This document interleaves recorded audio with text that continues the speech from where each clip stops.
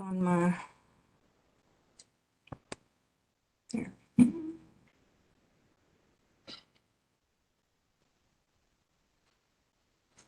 Okay.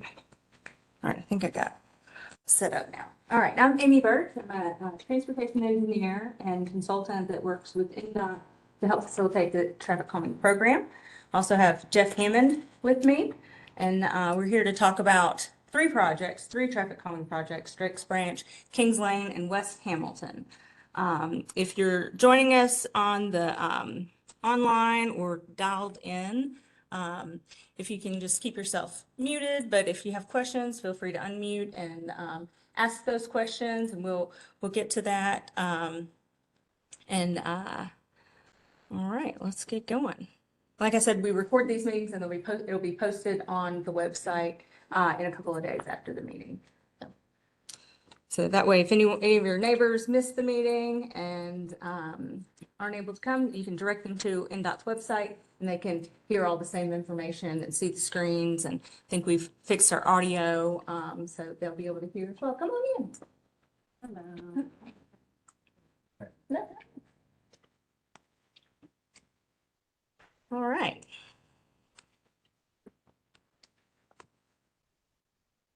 So we're going to talk about a little background information about what traffic calming is. Come on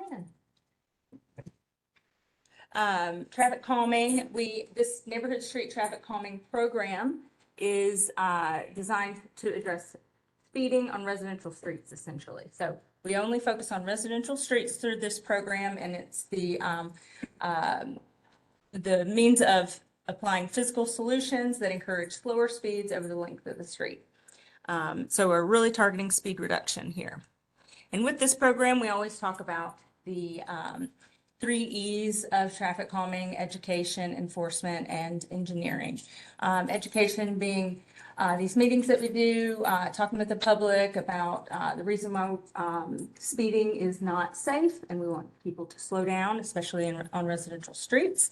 Also some external education through the program. And then enforcement, that's the job that the police department does. And we know that that's a big job. There's lots of things that the police department is responsible for. And while it'd be great if they could, monitor all the streets in Nashville 24 hours a day, 7 days a week, it's just not possible. So that's where the engineering comes into play. And that's what NDOT focuses on with this program, is the engineering of the street. How do we modify the street, apply new measures to the street to encourage slower speeds?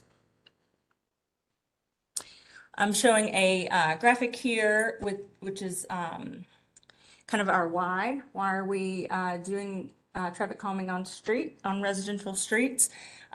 We're showing this correlation of vehicle speed and a pedestrian's chance of survival if struck by a vehicle at that speed. So on the left side of the screen, at 25 miles per hour, a pedestrian that's unfortunately hit by a car has an 89% chance of survival. As the speed goes up to 45 miles per hour, the chance of survival goes down to 35%. So there's a strong correlation between the severity of a crash and the speed, which is pretty common sense, right? And then also at slower speeds, a driver has a greater chance of avoiding the collision altogether, because your kind of vision is wider at slower speeds. You can see more of the periphery of the road. You have a longer time to react to things that are it may be in the road, a pedestrian, another car, whatever, and you have time to slow down and avoid that collision. So speeding leads to more severe crashes and more crashes. So we're trying to mitigate that through this program. This is continues to be a very popular program.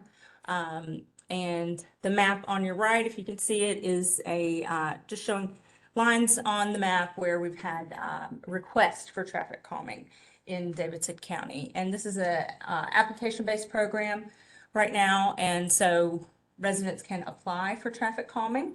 And then we go through a process to select those streets that have the greatest need for traffic calming. As of March of 2023, when we had our last round of applications, we had 480 neighborhood streets in the city that have requested traffic calming.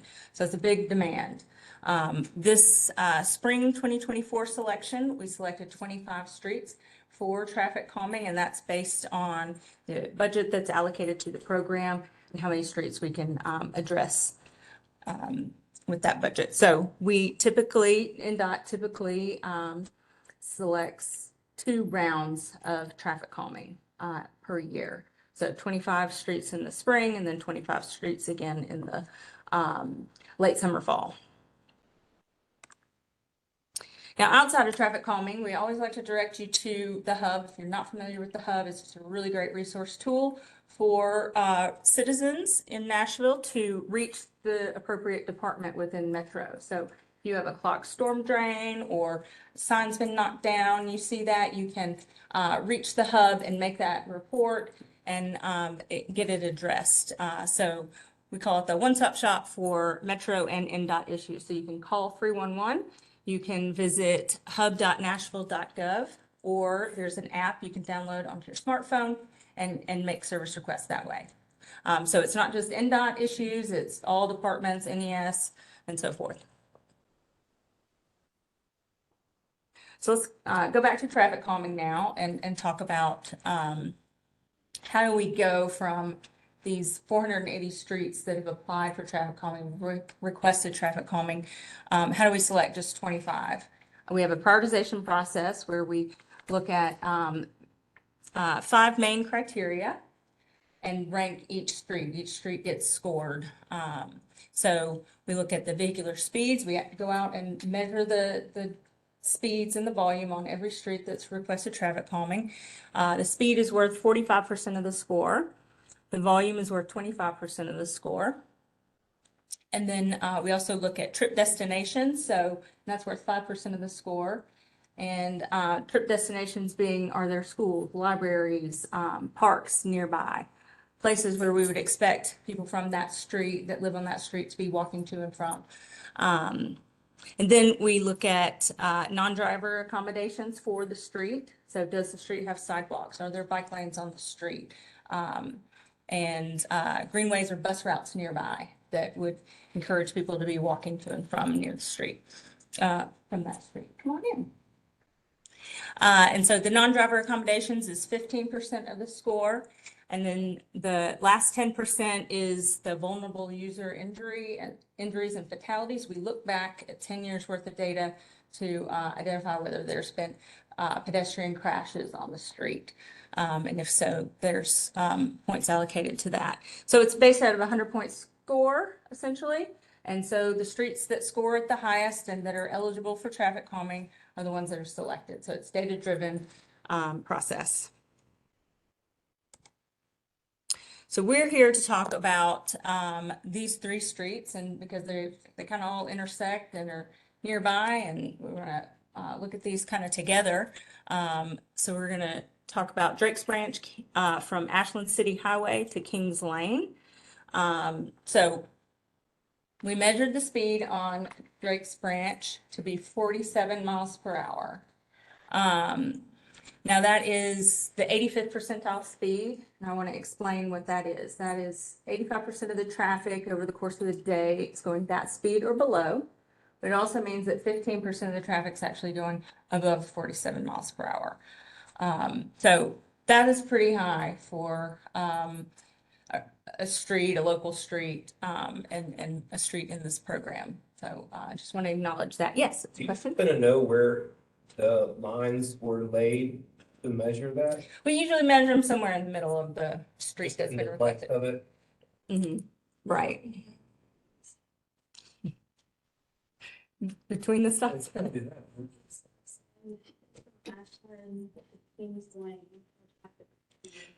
Yes, it's between Ashland City Highway to Kings Lane, yes. There's It's a just stop sign 1, 2. that's in the middle, so it has to Right, be at West between- Hamilton, correct. And so the volume was about 1,700 vehicles per day. That's both directions of travel. some other data points about Drake's Branch. It's not a super wide street. It's about 21 to 23 feet wide. It's got centerline striping. There's not any sidewalks, no bike lanes on the street, and it's classified as a collector avenue, which is sort of like your mid-tier type of street. It connects between residential, more smaller local streets, residential streets, to the larger streets like Ashland City Highway. Then Kings Lane, this section that we're talking about, Kings Lane, is from Eaton's Creek to Clarksville Pike. Other sections of Kings Lane have already kind of been through the program or in the process of the program. But this section is between Eaton's Creek Road and Clarksville Pike. And so the 85th percentile speed that we measured on Kings Lane was 42 miles per hour. And the volume was just over 1,800 vehicles per day. Again, pretty narrow street. It's 20 to 22 feet wide, and it has centerline striping. There are partial sidewalks on the street, but it's not a complete sidewalk street at all. There's not any bike lanes, and there's it's also classified as a collector. And then West Hamilton Road, we're talking about from Kings Lane to Clarksville Pike. The 85th percentile speed there, we measured at 39 miles per hour. Volume's much lower, around 400 vehicles per day on this section. Does that consider? No, that's not really good. Does that consider, I know it said pedestrian accidents, but does it also consider? Vehicular.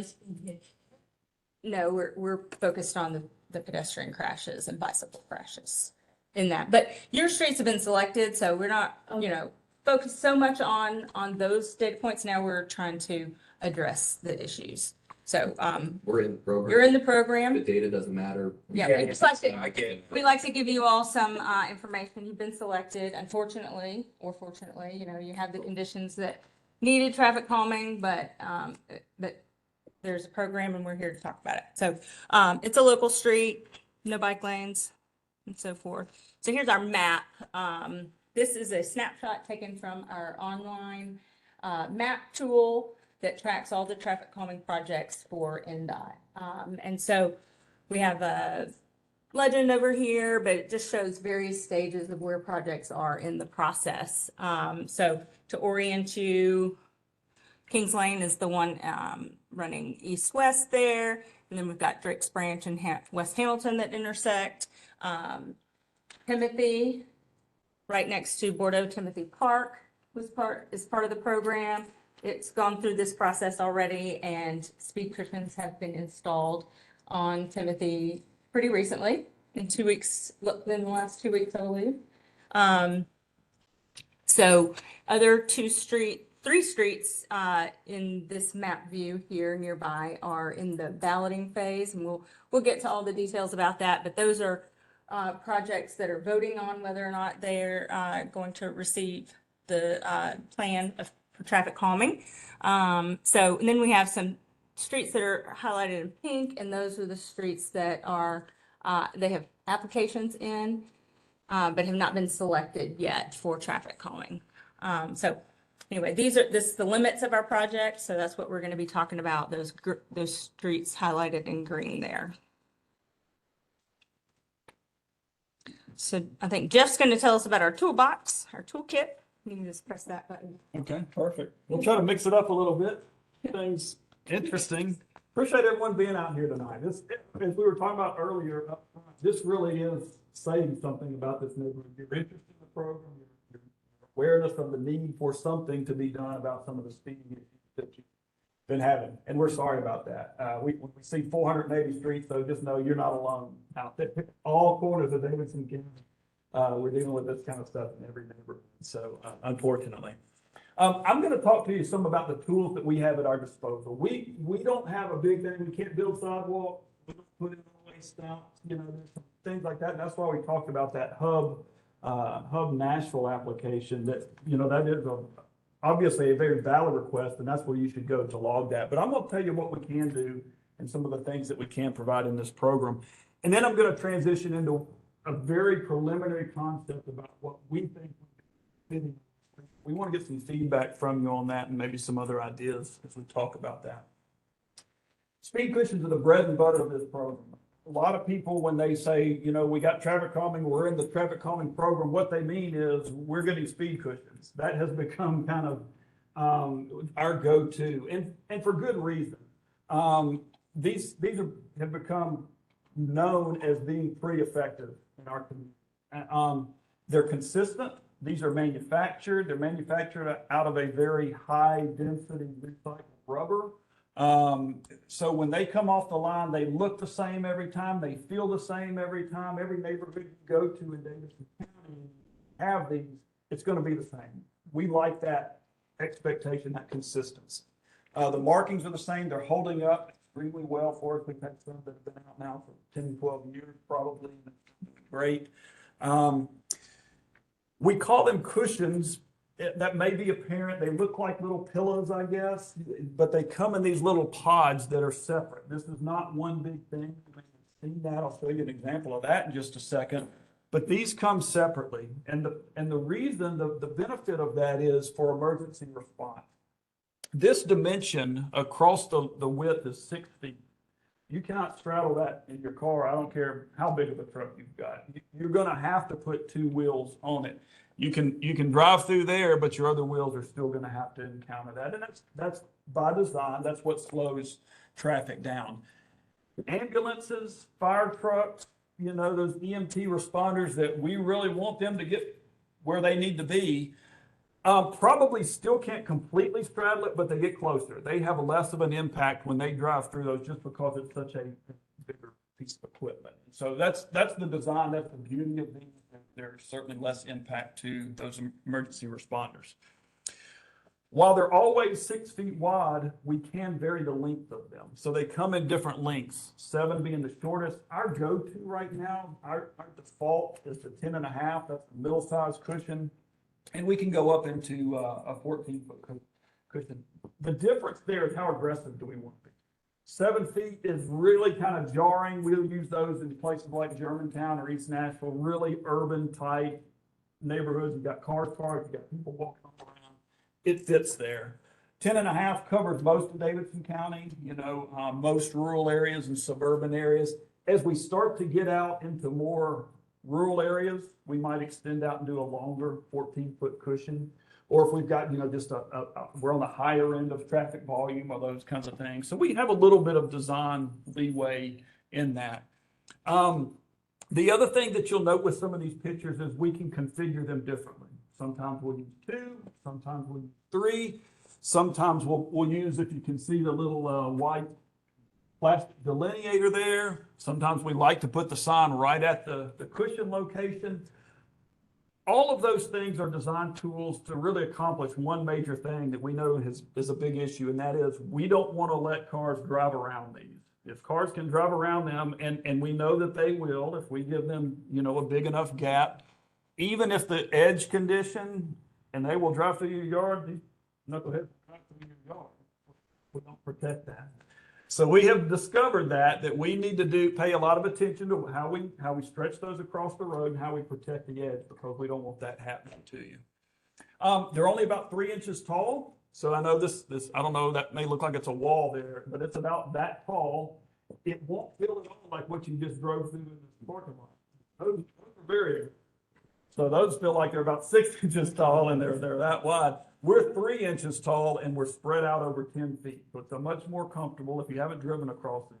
You still feel them, but it's much more comfortable than what you might experience in Kroger parking lot or library. This is, by the way, our standard sign application. We don't always put one at every location, but we always want to make sure that it's traffic, particularly in areas where it might have traffic that comes through that doesn't come through here all the time. We want to make sure they're aware of that. Also helps in snow applications. We want to make sure those. Yes, sir. Question.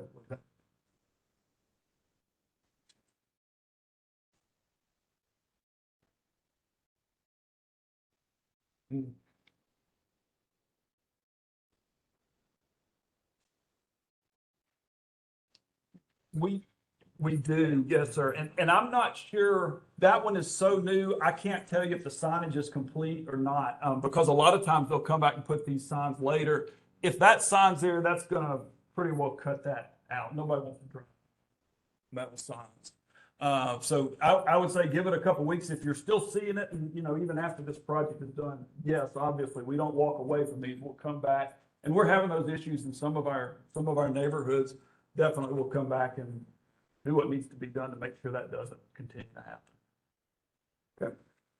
Another tool that we have is a really close cousin to that last one. It's the speed table.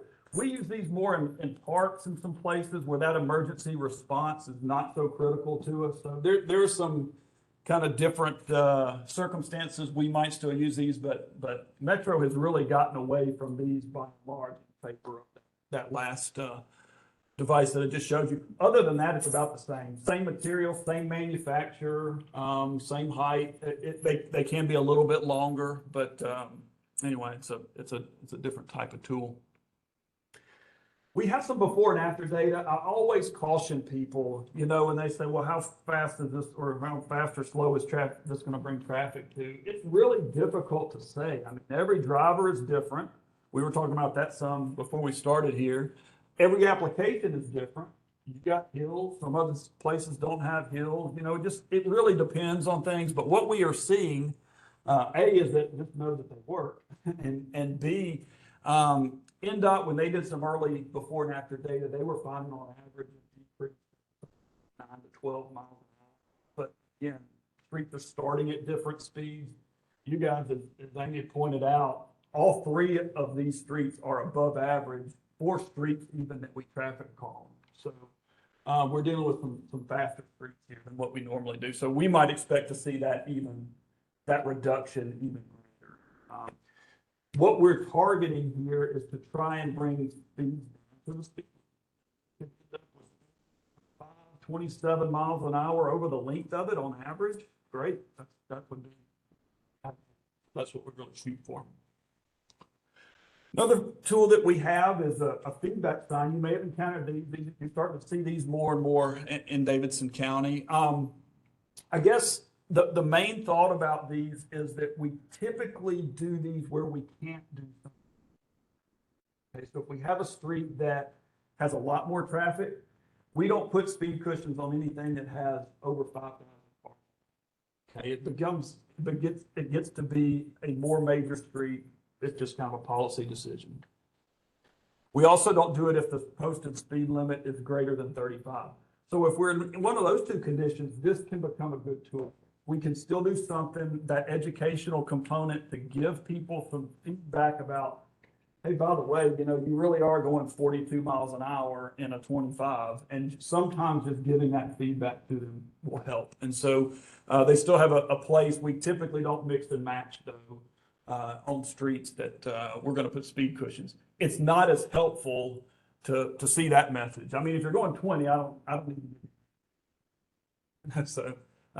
And that's typically what we would expect on a speed cushioned street. Sometimes we will visually narrow the street using pavement markings. We have to be careful. We can sometimes add a center line here, thinking we're narrowing the street visually, but instead we might be communicating that it is a more major street than it actually is. I think all the streets here have center line already. And as Amy pointed out, we don't really have to visually narrow these. They're already pretty narrow. So that's a good, when we start looking at the design, that actually works to our favor for these projects. Sometimes we go in some of these subdivisions for a mile long, my goodness, and we got to figure out how to spread them across the road and all kind of stuff. So I think, sure. The calming signs, we have one on a. Does that mean that we would not give a cushion or some other form of calming? No, we'll take a look at that and just see if that needs to be pulled out, or we'll just add to it. But no, that's not going to preclude. We're going to take a fresh look at it for this project. I don't know the history of that. Yeah, when that came in. we still see fly. Yeah. It was Yeah, we hear that. You see here that we've seen average reductions of 67 miles an hour. What I don't know is how long-lived that is. You know, if you drive past this every day and you see it, does that lose its effectiveness? We're still kind of looking at the data on that. Some people swear by these. They say it absolutely makes a difference. Other people say that's the biggest waste. So the jury's kind of out on those, but a lot of people really do like them. Another tool that we have typically in more rural areas, but we have occasion sometimes, and these projects are one of them that we want to talk to you about this and get your thoughts. We call them bulb outs. It's where basically you have an intersection into the street. The intersection is just kind of, we'll show you some examples of that. I think, well, here's one right here. So this is Lund and Phipps, which is not too far from you. I know it's not on this project, but it's just off of it. Where the street itself may not be all that wide, but you see how the pavement was done so that it's just a really sweeping wide curve. You've got in the intersections on these three streets. We want to hear from you about what, if you've ever noticed that, if you think that's an issue. There may be some tools in this area of bulb outs that we can offer, but we want to, before we, pitch these to you, we want to kind of hear where those issues are, and we can talk about that and get some feedback from you. But it's typically a tool that kind of shrinks the intersection again visually. We do it in marking paint. If we just do it in paint, often again we're back to is that really effective? Don't people continue to drive the way they always have? And so a lot of times we will supplement that. If you can see again with the little white stick. People typically don't want to drive over them. They do bounce back. In theory, they'll bounce back a few times. At some point, they don't bounce back anymore. It becomes kind of a maintenance thing. But yeah, that's what they're for, is just to kind of guard that radius in this application. And so we've done some applications like this. So that's another tool that we have.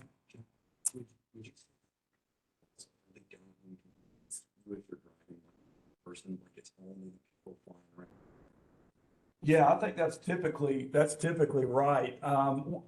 Like when you might want to see this is if you have this street doesn't stop thing and this one does. If you see a real high turning there, real high speeds, this might be a good tool for you because it's not going to let you do that real fast. You're going to at least have to slow down and make that right turn. Same thing coming out. It's usually on the making the left turn. It's not as much of an impact, but so that's kind of what we're looking for. Are there intersections like that? We had one on the other side of King. I forget the name of that street. I remember that, but anyway. Boyd, where you got a median come down anyway, real sweeping, and we did extend that and kind of tighten that up a little bit. So maybe something to think about. And then chicanes is one that is, again, not used very often. It's only on one or two streets in Davidson County, but it kind of introduces an artificial meandering, as you go down the street.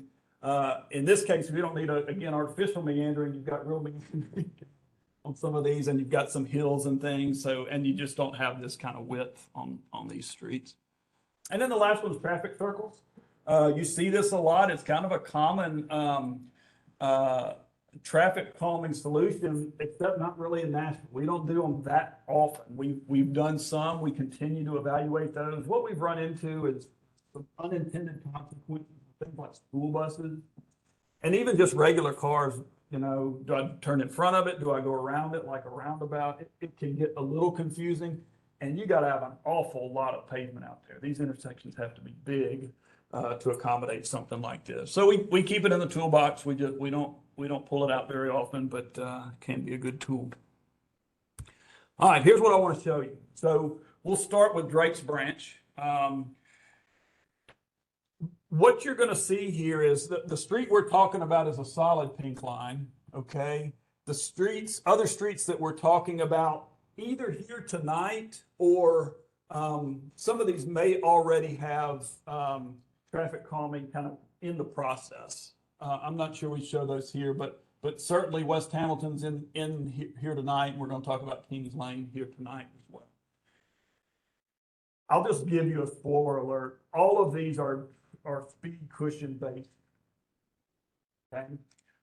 As we go through them though, what we want you to do is stop us and say, you know, have you looked at the intersection of such and such? Here's what we see, and let's talk in more detail. But we think as a baseline, a speed cushion design with enough speed cushions to bring about slower speed fitting, and it's what we're doing on, you know, 95+% of all of our other projects.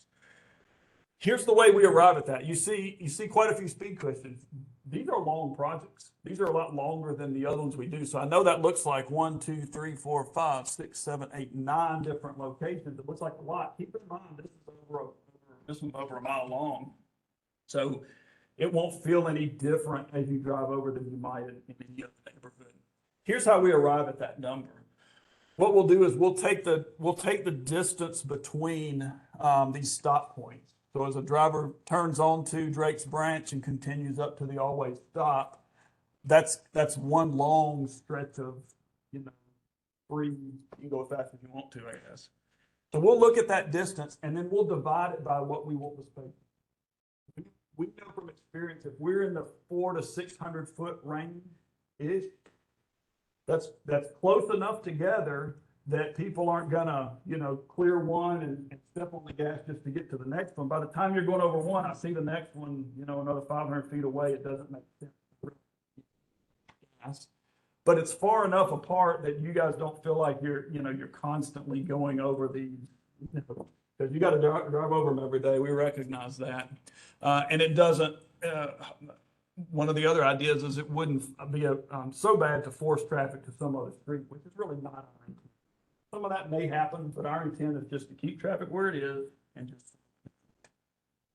So when we look at that distance and divide that, that's how we come up with between Ashland City Highway and West Hamilton, we would recommend 5.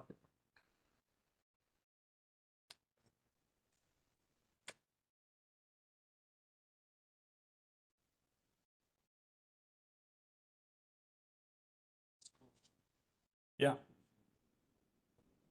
Very, very astute observation. Yes, sir, we do. We typically will take that last one and put it out toward the edges just a little bit. With the theory being, when I turn off of Ashland City, I hit that first one sooner. It kind of sets me up that this is a traffic calm street. I don't want to let them get up to speed and then, you know, do that. Same thing if, you know, coming off of that. So absolutely, very good point. We'll typically kind of space those out. Another couple. This one here, same thing, because we'll have people turning from West Hamilton on. Yes, ma'am.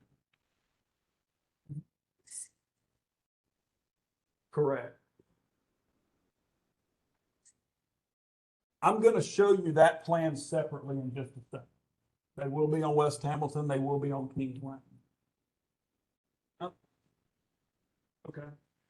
Couple of other design constraints that we're thinking about as we lay these in. Sometimes you will see a slightly bigger gap here, okay?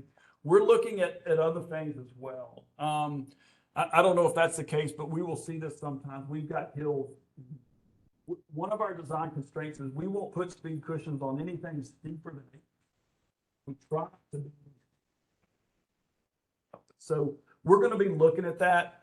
I know this is really broad and kind of cartoony. We will fine tune, but we want to give you something to react to. What you need to see here is, how do I feel about, you know, 5 sets of speed cushions along my street from here to here? That's where we are. As we get into the design process, we may be shifting these. We feel pretty good about the spacing, but just know that we may be shifting because of the hill. Curves, if it's like right in the kind of the critical part of the curve, put one there. And then the other one that's really important to us is driveway, because it's important to you guys. So our policy is, if at all possible, we will keep at least 15. I don't think you guys are going to have any problem. You've got nice big frontage. This is not the most urban place where you got, you know, one house after the next. You can imagine some of the neighborhoods. that we deal with. So I don't see really much of an issue avoiding driveways here, but those are some other considerations that we use. Was there another question about? Right.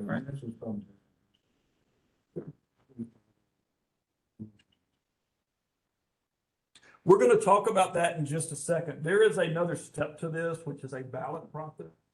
Amy's going to come back and cover that in just a second. Good question. All right, here's the next one. This is Kings Lane across the north end. On this left-hand side is Eaton's Creek. On the far right-hand side, where you see the little traffic signal, is Clarksville Highway. And in between is another series of speed cushions. Again, it looks like a lot. This is another pretty long street here. What we've got here are showing are those critical stop locations. You know, obviously you stop at the end of the road at Eaton's Creek. There's an always stop at Queens. There's another always stop at Phipps. But those are the only two break points. In between is just speed. And so again, we break that up and we put those speed cushions we're looking at. Here you can see the other streets. Again, we just looked at Drake's Branch, so you keep in mind there would be cushions on that. There would be cushions on West Hamilton. Phipps, did we say that? So you've got them there. Timothy now, Creekwood. They're both. Not yet, but it's in the process. Not on Boyd, no. We do have a project, you could barely see it here, that continues on Kings Lane. That one is actually earlier, that one's already gone through the process. But Boyd, I think, comes off of Kings on that side. It has been selected for traffic calming. Okay. Sam? Okay. Don't ask this question. Good, that's how, we see that on West Hamilton, I mean, laid down and fine, okay? I'm sure you do. Yeah. And we hear that, and I don't have a good answer. I hate it. I mean, yeah. Well, but also maybe dangerous. I don't know. Yeah, we hear that because, I mean, you're right. When we put these two little cushions in, one in each lane, that center line is wide open, and they will continue to use it, I have no doubt. And so, you know, that's kind of a trade-off. We could put something all the way across the street. But, and then there's been some toying with putting one of those delineators on the center line. That lasts about a day and a half. Yeah. So we haven't come up with a great solution for motorcycles. I'm sorry. Are you expecting feedback about this? Sure. Immediately? Yeah. Okay, so I was, this whole time process. Tim? What are the proposed lengths? Is it 10 and a half? I think we're thinking now 10 and a half. Yeah. I'm just thinking about what it's like, because I go in and out of the street, you know, at least twice, maybe 3 or 4 times a day. And look, 5, 6 cushions that I'm going to go over every day. And I believe in these. I think it's what we need. But I'm just wondering if it's less annoying, or maybe doing one less to reduce the average. We're going to be spanned out a little bit more, because I think people that want to drive slowly, safely, are going to do it. I think the people, and we need to deter them to bring it back down. Proper speed. People, racers, you know, I think lessons make them stop. What is the damage to a car at a certain speed by these cushions? What deters? I don't know that we've ever had any issues of actual damage. That's not the intent. The intent is It's just very, very uncomfortable. When you go fast over those, you know, you may bottom out, you may scrape, but I don't even know that it's tall enough to create that. It's just just a very uncomfortable, up and down. I think we can be talked into looking at the 14 foot. I think that's a very reasonable thing. You guys are kind of in a sort of suburban, almost rural. You know, your houses are set far back, you've got bigger lots. I think that's totally fair. We heard that and we said, you know, I can tell you, you're at 520 on average spacing. I don't know what that would go to if we took one out. You're probably still in the 500s. So, I mean, you know, that's what this is about. At this point, it becomes kind of as much art as science, you know, and we try to balance and get this right, but for your convenience and your peace of mind, having to drive these every day, and also we're not gonna put something out that's not effective. We don't wanna do that.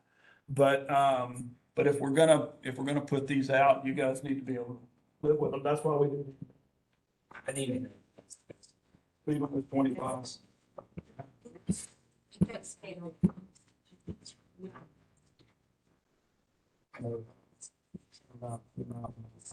No doubt.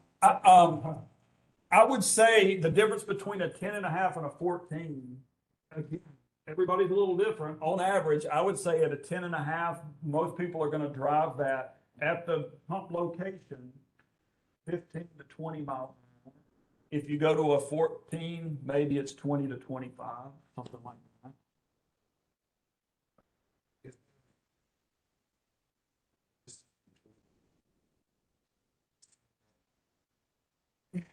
It's always effective at the location, right? So if I put one speed cushion right there, that house may love it because everybody's gonna be slow in front of their house. Nobody else is really gonna see that. So it just becomes a matter of how far can you spread. We have found 600. I think we've got some projects in West Nashville and West Meade that, you know, similarly have kind of bigger lots. Earlier on, we were probably, I don't think it's as effective, but I still think they do a job. We've kind of put in what we would probably do, but totally recognizing that spread them out a little bit. Kings Lane, I don't look at the number. It looks like a lot, doesn't it? I don't look at the number as much as I look at this spacing. That's why I like putting that on there. So in this block, I just put one in between those two stop signs. That's a spacing of 575. Okay. The next one's 532 and the last one's 5. So you can add one, you can take one out. In any of those, it wouldn't bother me to take one out. I mean, except for that one, of course. But if you took one out, you're probably going to be, I'm guessing, around 600. That wouldn't bother me. Given the land use, the content in your neighborhood, I think that would be. I don't think you would have a case where you would say, "Boy, cars are really speeding up in between." Don't think.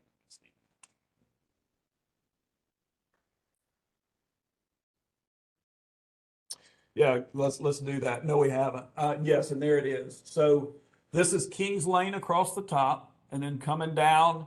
I think here you have a pretty good little hill where you're coming down the hill there. So 2, hill, another 2 to the stop sign, and then a series of 5 to come back. That's West Hamilton. This is Clark. That's Clark. That's the traffic signal.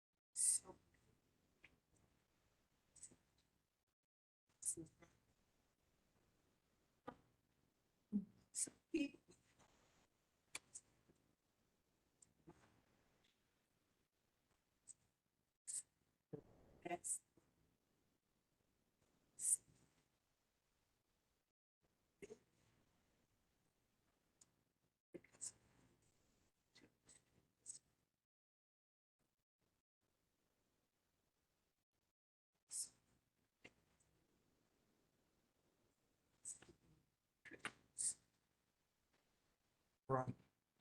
Okay.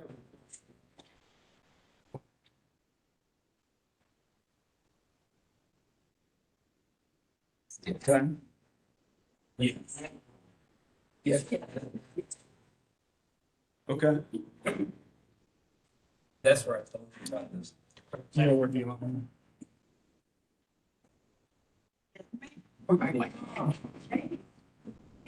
Need to buy stuff.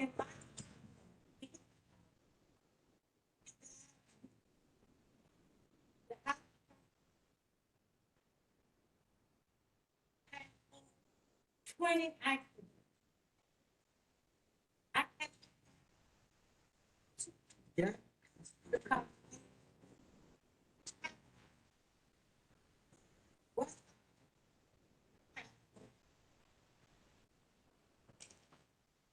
Yeah. We have put us, and they don't take it.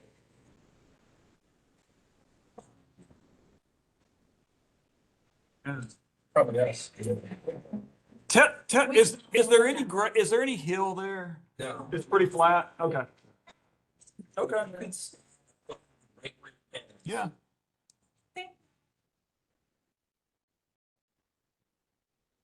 Well, that's wonderful feedback for us to go back and let's look at that and either add or redistribute those.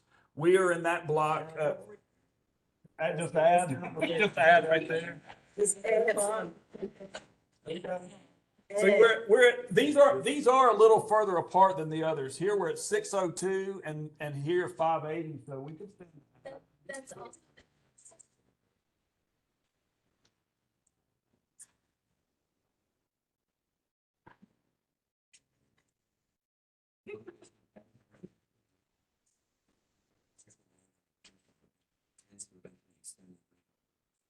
Okay.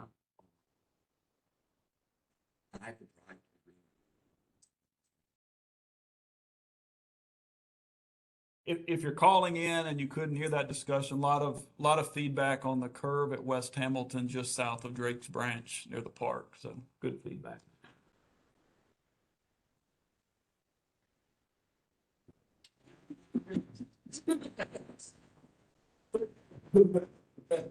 Okay. What?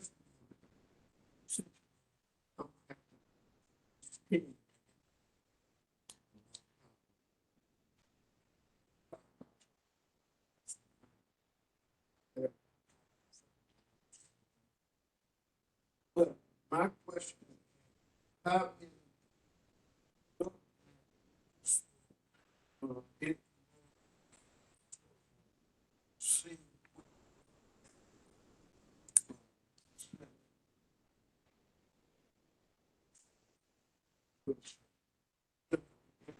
understand what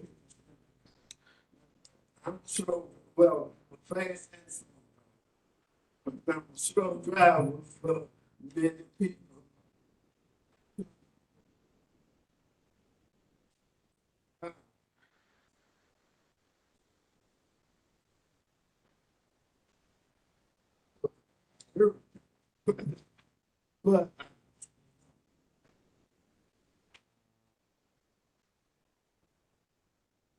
But that, and one of the things now,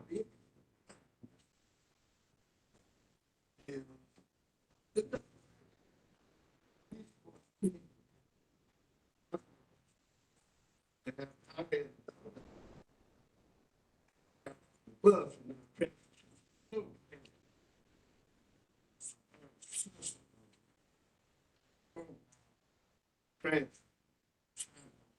That's down,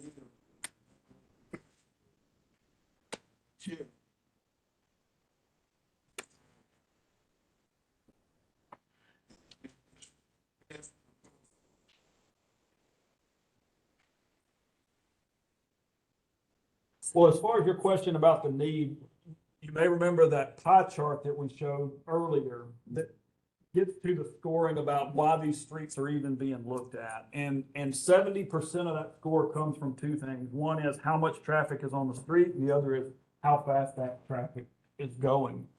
At that point, once you're in the program, like we said, we kind of quit looking at that, and now we try to figure out, okay, how do we slow it down? We know it's a problem. There's a need here. How do we slow it down? And so that's where we are. I hear you. It's a lot, and it's not exciting to think this is what it's come to. This is what we have to do to get people to drive. So I can check the mail, and I can much less walk to the park. Wow, what a concept. You could actually do that, but those are the kind.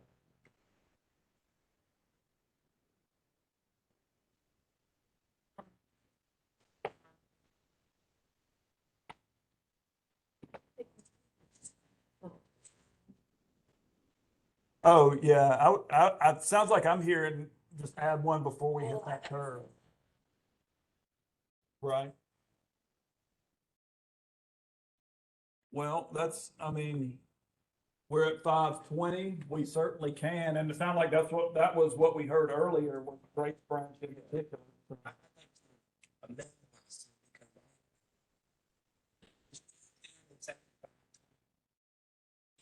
That, look at the maps. See that? It looks like a lot. I mean, look at the houses, tiny, so I just, they've got the.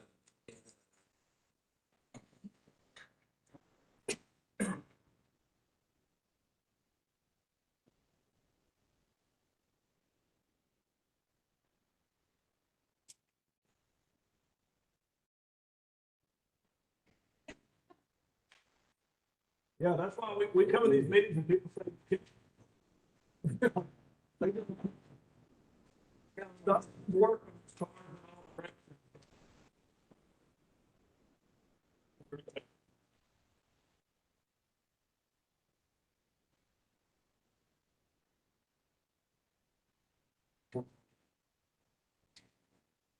Yeah, we do 2 application periods a year. Just like the last one, there'll be another one coming up later in the summer. I got one. And then once those applications come in, we go out and collect that.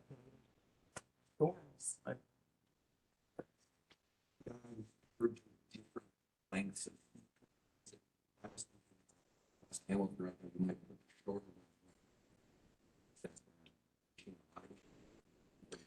We try to keep consistent. I'm not gonna say we've never done it, like, we really needed somewhere and there were 2 driveways, and, even just that 4 or 7 feet helped, we might do it, but we'll try to keep them. No, go ahead. Go ahead.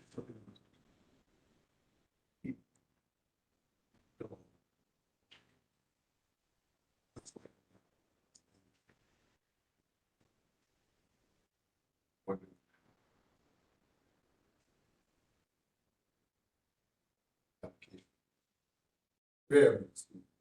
Oh, yeah, We got to.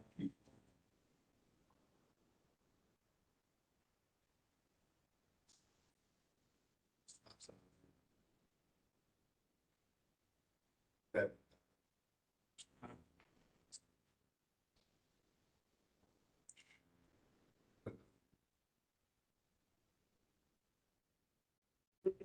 doesn't. And then what happens sometimes is, people will tell us, we may put speed cushions here, and now the people on Enchanted Circle may say, hey, we've noticed a change. We don't doubt that, but what happens is they would then have to come in, apply, we go out and collect the data, and then we could quantify what that been. Back to Fairview, see that pink line? And also this section looks like the south section of Meadow Road. Those have applications in. You don't need to, we've got that data. So those are in competition for traffic calming as well. I don't want to, yes, ma'am.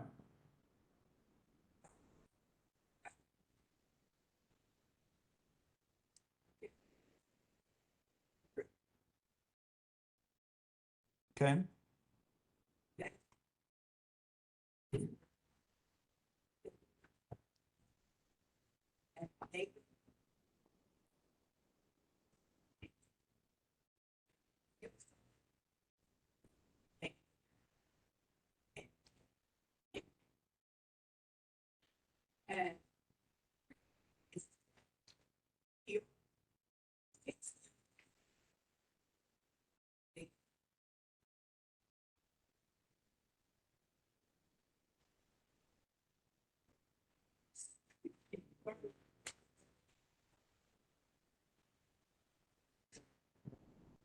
Well, So I'll answer the question about Creekwood. It, previous- So that, project has been designed, balanced, phase, and on voting on the plan.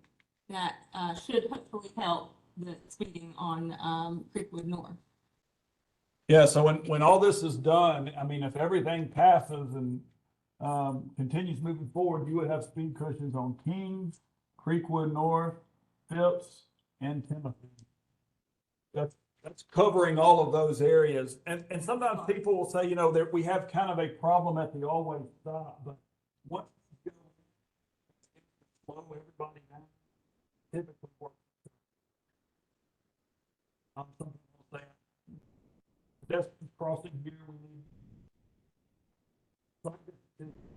And those may all be true, but just slowing the traffic down.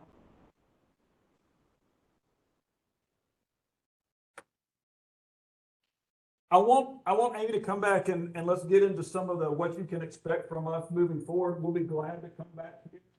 I'm staying and we can talk more about these if you have specific questions. Yeah, good. Let's talk about that real quick. We mentioned this earlier, and that last comment kind of gets to this. If specific intersections that have some of those kind of issues where nobody stops at the stop sign or whatever, let us know that. We have already gotten some initial feedback from the neighborhood, but we'd love to hear from you. Are there other places we need to look, or do you say, you know, this kind of treatment is not what we're looking for in the neighborhood, or just whatever? Thoughts on some of those turning movements? It can be at an always stop, or just one where only the minor street stops. Any thoughts on that? Idea is tighten the radius. We wouldn't be able to narrow the intersection so much like this picture shows, because or the roadway, at least on the approaches to the street. But around these wide curves, you know, we could put some paint and bollard sticks out to tighten those. Phipps, and it looks like it's really gonna, and Phipps and London, we think it's really gonna help, and my wife and I are responsible drivers, it doesn't inconvenience us at all. It just makes it a little narrower so people 40 is going down. Right turns or left turns. And also, if you're walking, it gives you a place to be, not in someone's yard if you're on your. Just did that. The proposal for Drake's Branch and West End.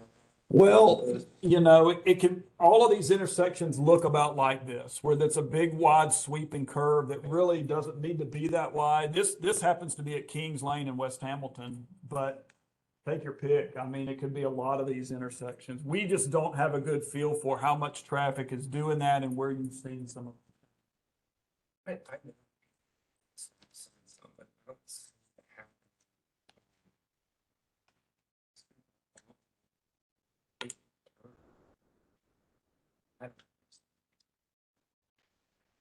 And that's the other kind of thing, like, keep in mind, we would now have speed cushions on Kings Lane. So Right. hopefully you would never get up to the speed that you're seeing now. And like in this case, we'll have them on West Hamilton too. So there's that. Place I've seen that on. So there's West Hamilton, there's Grace Hill, and there's another road that kind of has like a wide, Setters? yeah. And I see people will fly around that in the morning, to get to drinks, to get right up here. Right here on that corner. So sometimes if I'm running in the morning, people will come from right. To the dog thing? Yeah. The big dog thing, yeah, Okay, take a look at that. 20 fences. No, no, they're two small little dogs, yeah. Kings Lane one, I think the Kings Lane and Phipps Creekwood North intersection would really benefit from it, because Kings Lane, or Phipps and Creekwood North right there, they're like 30. A little bit right there would definitely keep people from rolling through that stop sign and just flying up the road. As well, coming down.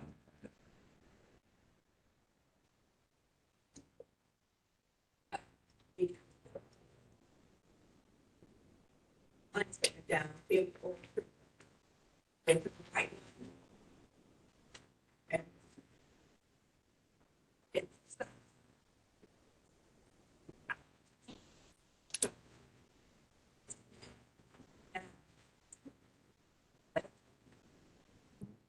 this.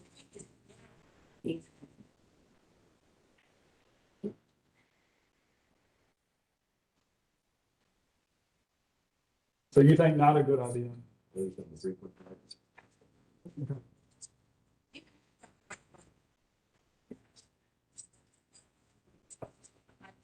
Yeah, the stop bar. Uh-huh.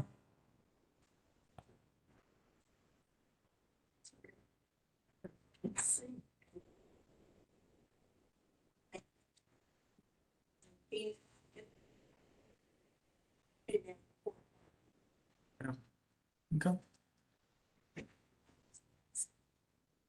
Correct. Sure. And that's it.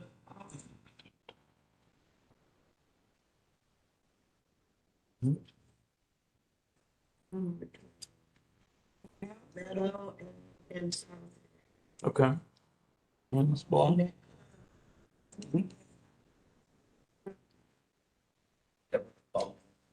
It's got- It's gone. yeah, it's fixed. And Thank they you. fixed it, and they're having.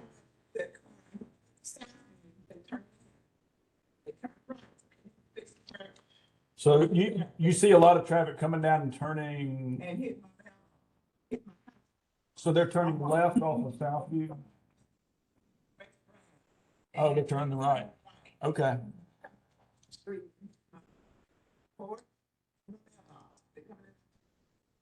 Well, we've got one here which, slows traffic as it comes towards Southview.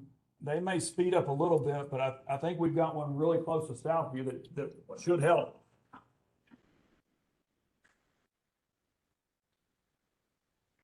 They would have to run over that. Yeah.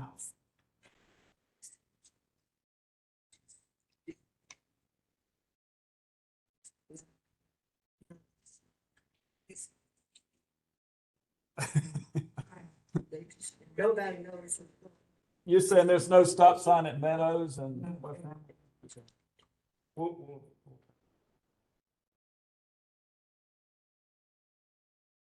Good.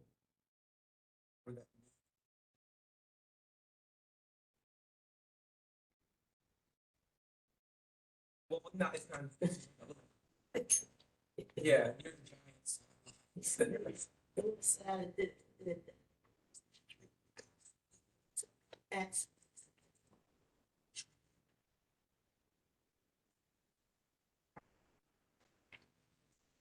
Lived there since 1961, okay? No accidents.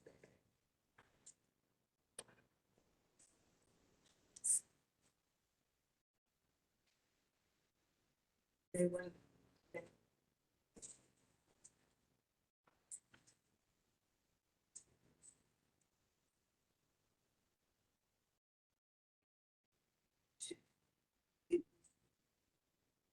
Next.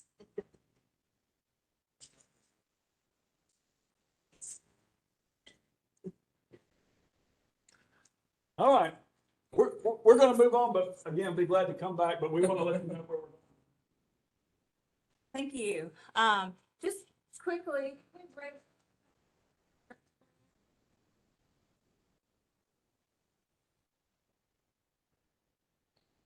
how about Kings Lane? And, West Hamilton? Just want to make sure we got, good representation from all the streets that we're talking about. So anyway, this is a flow chart for our program and how it works. And so we want to just kind of show you where we are in the process for these 3 streets because they were selected in the spring of 2024. With that, we start with the application. I think these came in the last round of application and then were immediately selected based on that prioritization that we talked about early in the slideshow, data collection and all of that. So then we have our neighborhood meeting and we put these 3 together to kind of be more efficient with everyone's time and collaborate, let you all know what's happening on all these 3 streets, and Ben helped us get this set up, so that's really good that we're all here together. And then from here, what we do is, Jeff mentioned this earlier, we're going to go do some real detailed design plans for these 3 streets. We're going to take this feedback that we've heard for these 3 streets and refine that design. That takes a couple of months for us to do that. We go out and we measure the street, we walk the whole street, identify exactly where those cushions go, measurements, put it on a plan, and it's real detailed on how far it is from your driveway and so forth, and the spacing. And we put that on a plan, and then from there we can go into our voting process. NDOT wants to make sure that people are aware of the project and in general mostly supportive of the project before we go out and install these materials. So we'll have some other slides to talk more about the online ballot, but once our design is done, we post it to the website and we send these online ballots. And if 66% of the people that vote in favor of the project, then it will move forward. Now, these 3 streets are all going to be separate. They'll all have their own separate vote, and I'll show that in a second. And then there's after the online ballot is closed, it's a 6-week process. Then we would move into pushing it towards the construction phase. We tend to say it's 8 to 10 months after the ballot closes. So the ballot is a 2-month period. So we have 2 months to design, 2 months to ballot, and then after the ballot closes, another 8 to 10 months. It seems to us that there's been some speed picked up on some of our construction, so hopefully we can move that along faster. But we want to be as transparent as possible and let you know that there has been some delays on getting the construction. So, but our goal is to get a project done within a year. So we don't order the materials to construct it and install it until after the ballot closes, and we know that there's been it's a favorable vote for the project. Now we have this other little bubble over here that says second neighborhood meeting. This is always an option if we think the community wants to have a second meeting, or if we have a lot of changes to the design or concept. We do go to some neighborhoods and they really don't want speed cushions, and we got to start kind of over. So sometimes we'll need to have a second meeting, but it's not required, and our projects can move along a little faster if we don't have a second meeting. But we'll come back to that and talk with the group about whether we think that's needed. But I'm hearing a lot of favorability towards the plans that we presented, maybe some tweaks, maybe some add-ons to that. But for the most part, it feels like we've got a pretty good consensus. So I want to talk specific about the balloting so you understand how that works. We send postcards. You all got your postcard about the meeting that advertised it? Great. And that got you here to the meeting. We send postcards. They look similar. They have a unique ID on them. And that's associated with your address. And so you can go and vote online. There's a link, the QR code, and a link is printed. Will take you to the ballot so you can vote. online. There'll also be a link so you can view the plans for, and so any of your neighbors that may not be aware of this, but then they get this card in the mail, they'll be able to see what they're voting on before they vote. And you have an opportunity to vote yes or no for your street. And then if 66% of the people, of the respondents that vote in favor of the project, then it moves forward. And so there's a closing date on the top of the card, so you know when you receive it in the mail, when it's going to close. We post our results online, not individual votes, of course, but just the results of the ballot. We'll post that online the week after it closes. We tally those and check them and everything. And if there's anyone who receives this postcard and they're interested and they have a question or need help voting, they're not able to vote online for whatever reason, there's a phone number on the postcard as well to reach NDOT to get that help. Yeah, like I said, if 66% votes in favor, then we move it into the construction phase.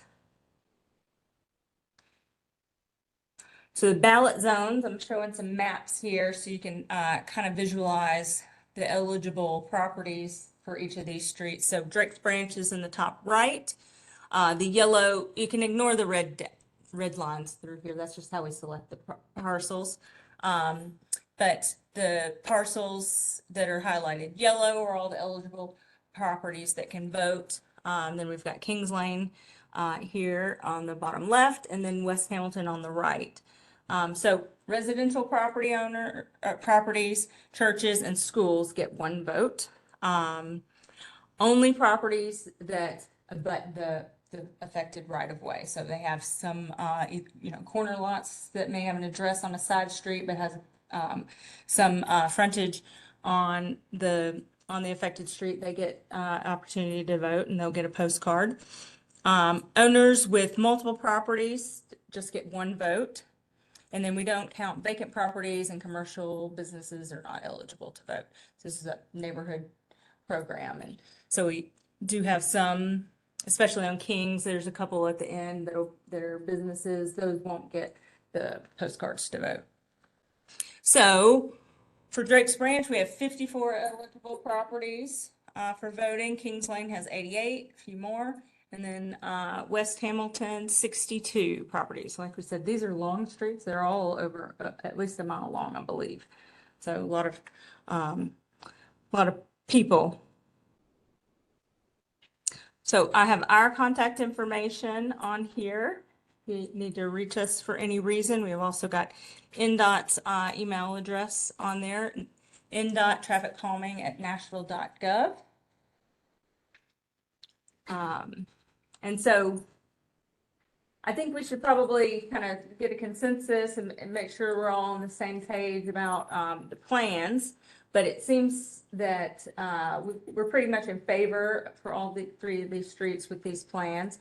We're going to look at possibility of adding some, maybe some tightening of radii around Phipps and Kings Lane. But I didn't hear that there was another place, except maybe on West Hamilton, there may be some locations to look at those intersections. So you might see those on the plans. We determine that we can include that in the plan. But otherwise, I'm not hearing that there's a reason for us to have a second meeting. Then we have to schedule it and have it and everything. And so it moves the project, all three projects would move faster if we continue on this process and work on finalizing these designs, post the plans to the website. And then when we send the ballot cards, we always communicate that to our contacts for the streets, as well as your council member, to let you know, because 2 months might, you're not, hopefully not going to forget about the project, but you want to be looking for those postcards. So we try to let the people know that we're in contact with on scheduling the meetings, that the postcards are coming out. So you can tell your neighbors, look for this in your mailbox. You guys all showed up and are interested, but you want to get your neighbors informed about the project and get them to vote as well. So I think we would go in that direction. Yes, sir. I've heard you mention that if there was a second meeting, that's what we do alternatives to what is the alternative What is the alternative? to the, To- if there was a need to change something? So there just, sometimes we do have, the alternative are the radar feedback signs or some pavement markings, for the most part. Things that are necessary. But- If we all needed it, we probably have to. Right, Well, I just we wanted to- do, yes. But I was just wanting to know what were the alternatives to the speed bump? It's those other things in the toolbox that that Jeff presented, the radar feedback sign. Some things aren't applicable to some streets, like, the chicanes, like we couldn't restripe the road and add, a meandering, curvature to those streets because they're already pretty narrow. So it would most likely be radar feedback signs, and that brings me to another point. If any of these streets don't pass the ballot for any reason, or any of our traffic calming streets, we do have a plan B. It usually is the radar feedback signs, maybe some other markings or signs. But because these streets have been identified as, having wanted traffic calming, or at least some folks wanted traffic calming, and demonstrated that need through our data-driven process, that we would want to install something that helps slow drivers down. So in the event that it didn't pass, that would be the case. And I'll say that by and large, not all, by and large, most of our streets do pass the ballot. I think we're over 90%. We've probably balloted 150 streets now in this program, and or almost that many, and it's largely supported by the communities that receive it, because you asked for it and there was a demonstrated need. So, but on occasion we do have some that don't pass it. And then I do want to direct you to our website, NDOT's website, TrafficCalming.Nashville.gov, and this QR code would take you there as well. This is where we house a lot of our information, more information about our toolbox.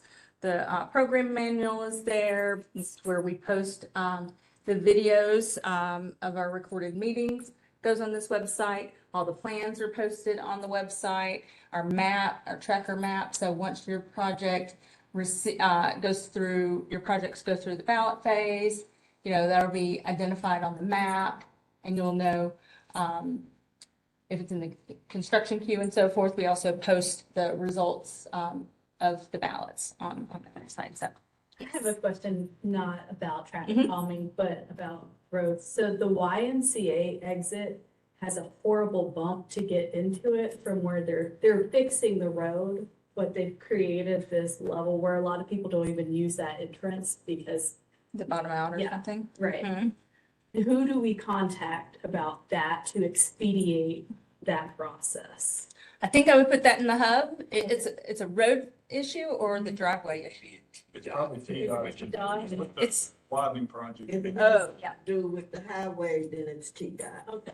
but they're not done yet. It's Right, right right there. like a portion of it, but they don't have anything there, so you kind of, my car warns me about it every time I approach it. All right. Yes, the question. It's gonna happen. Yes, we are consultants that work with. That's what I'm, Yes. get really.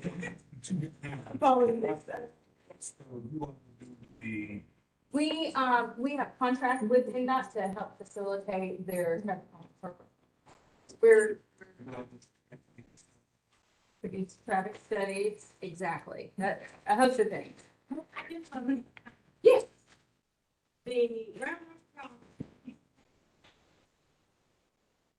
I'm there, yes. Yep. You know, I've contacted the Channel 5,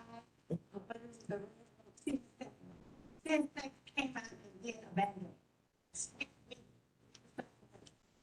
The chief of police said he has tried to get them. Next,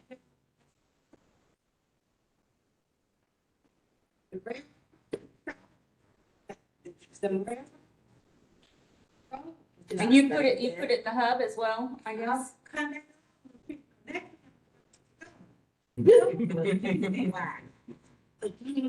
think it's because it's CSX. They're difficult to work with, and it's their property. When you're crossing their tracks, those are theirs.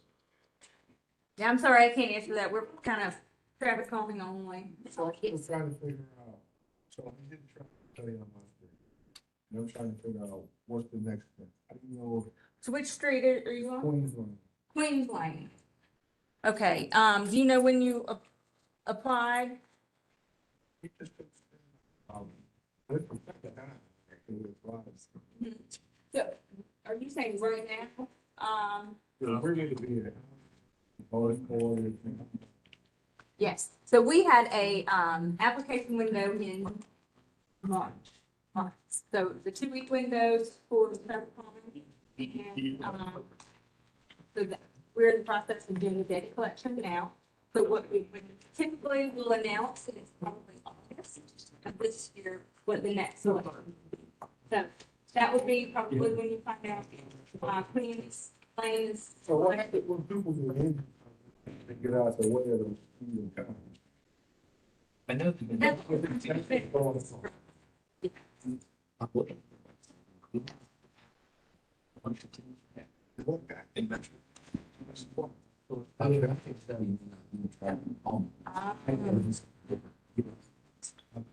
I'll give you a number. All right. And I'll be happy to talk with you. I'm gonna close up the meeting, because I think we're all on the same page. We're gonna move forward with design as you've seen and incorporate your feedback and get it moving forward as fast as we can.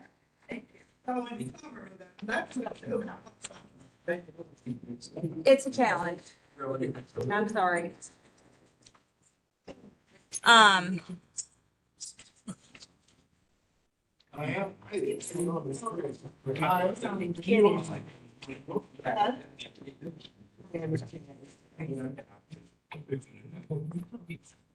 But I will check this. I hear you.